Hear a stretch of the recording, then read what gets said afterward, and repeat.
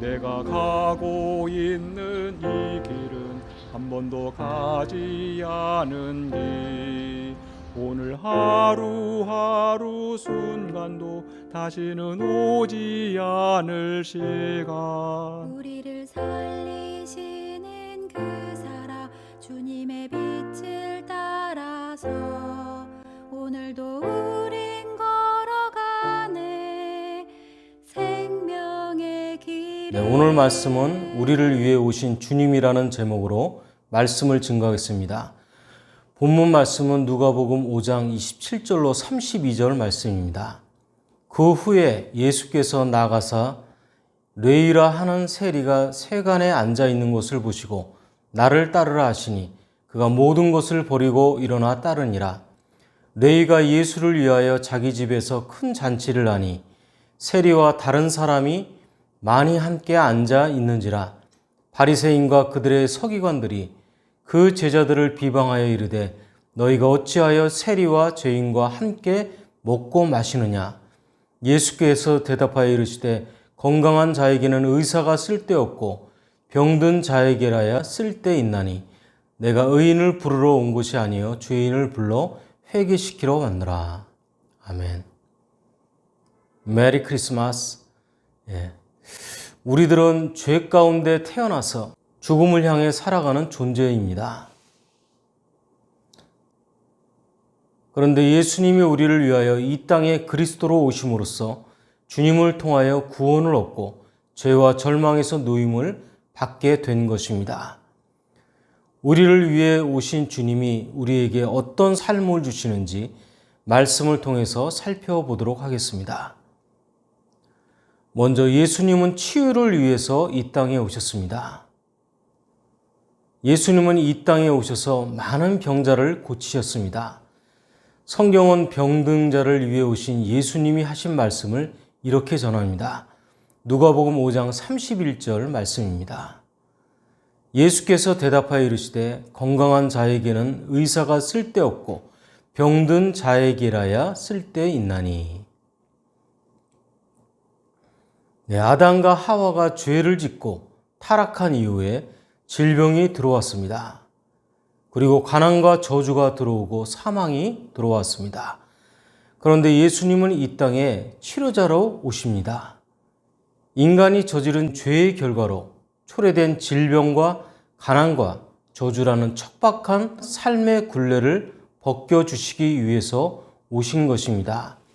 마태복음 8장 17절 말씀입니다. 이는 선지자 이사야를 통하여 하신 말씀에 우리의 연약한 것을 친히 담당하시고 병을 짊어지셨도다 함을 이루려 하심이더라.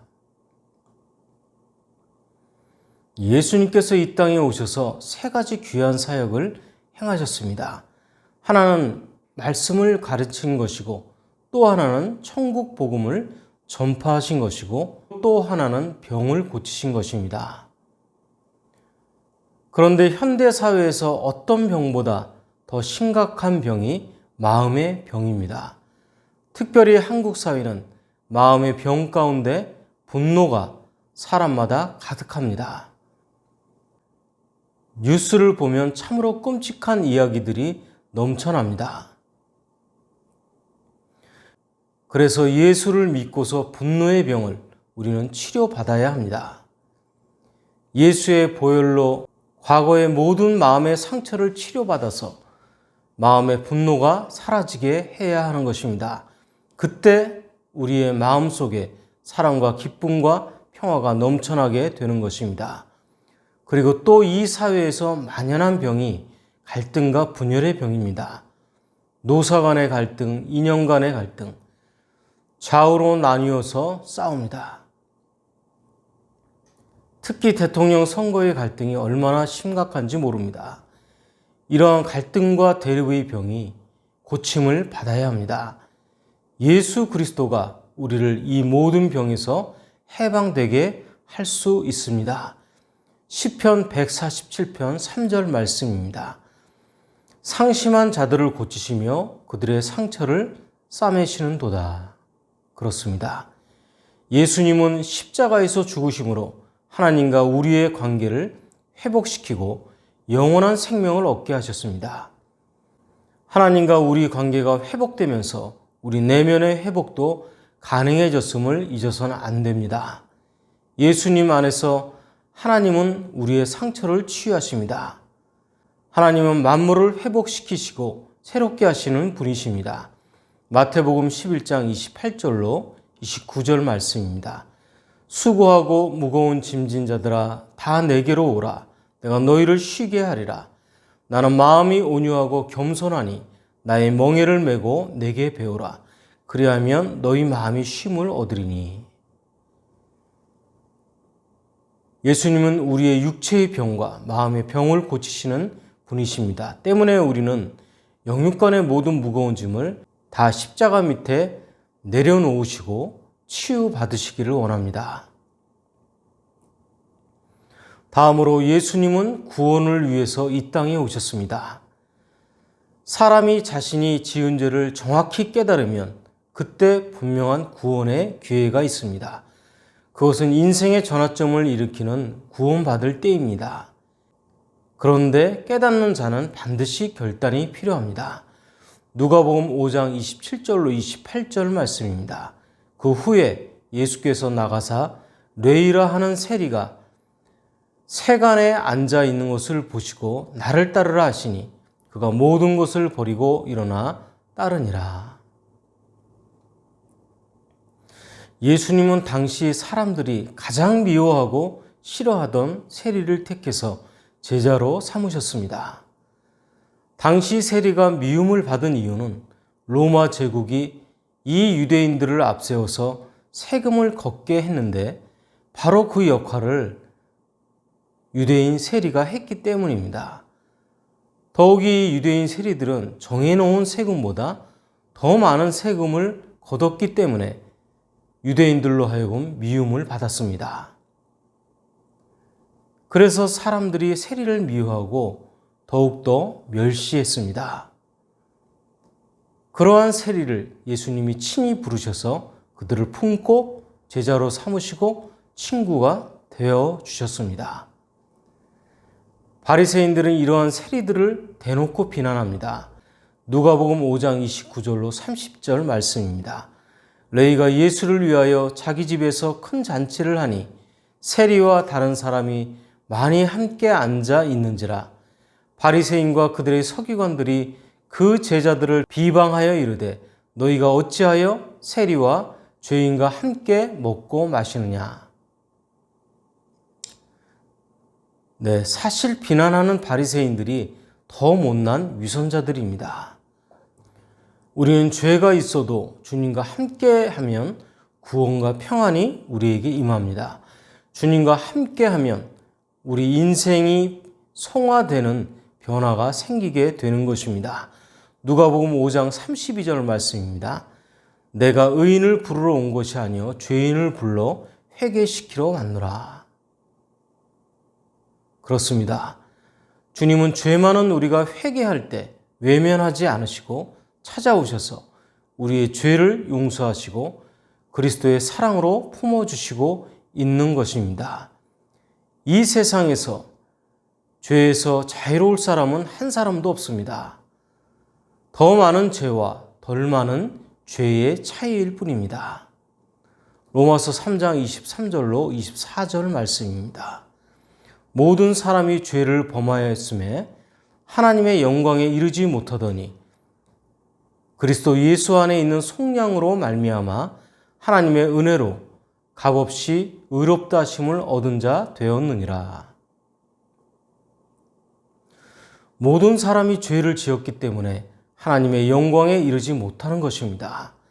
그런데 예수님께서 오셔서 회개하는 우리를 긍휼히 여기시고 죄를 사하여 주시고 하나님의 자녀로 삼아 주셨습니다.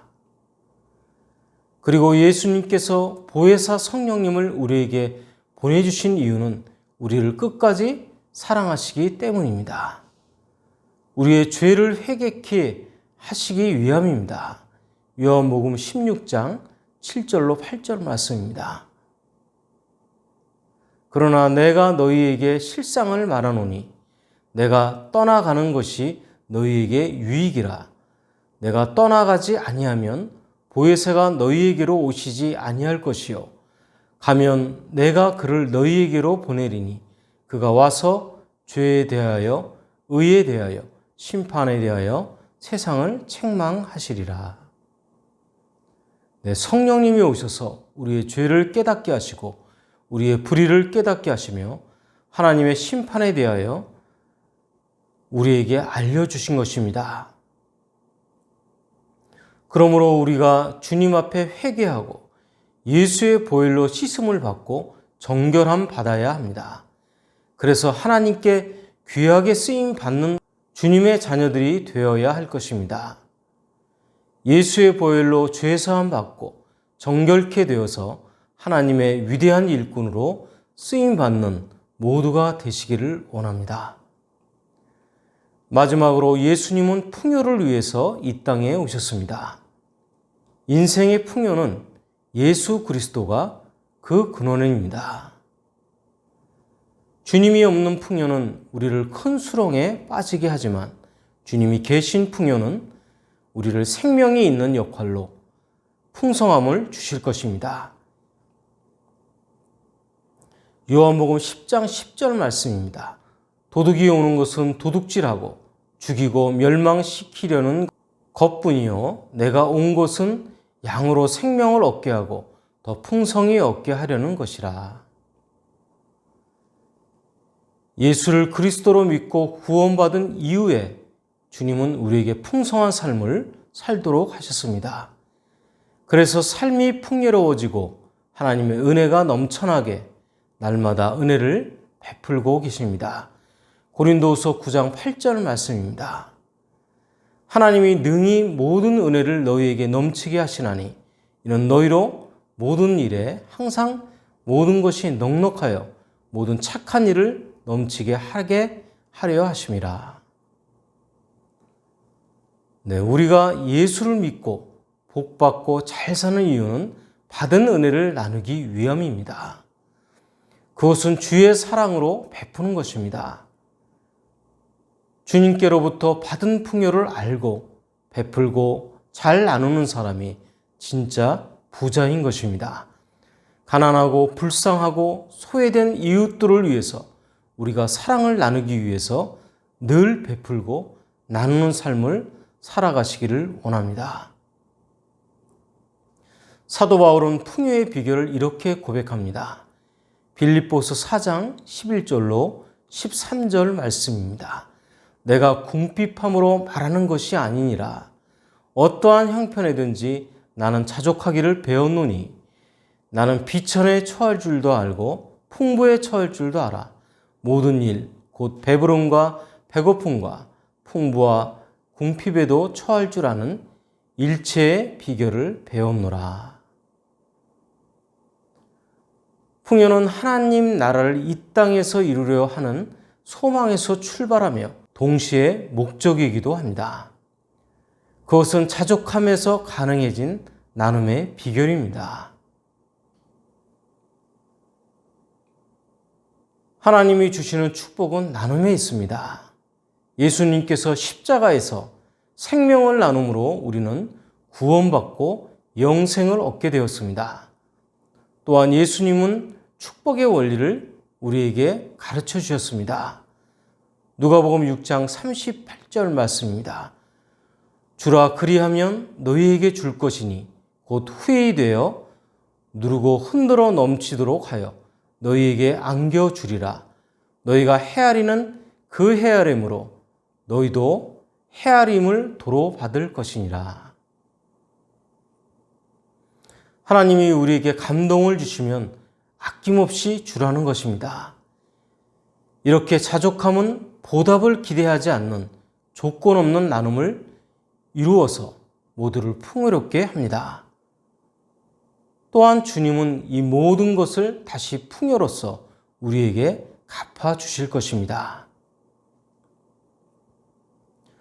프랑스 화가 에밀 라누가 1881년에 발표한 돕는 손이라는 작품이 있습니다.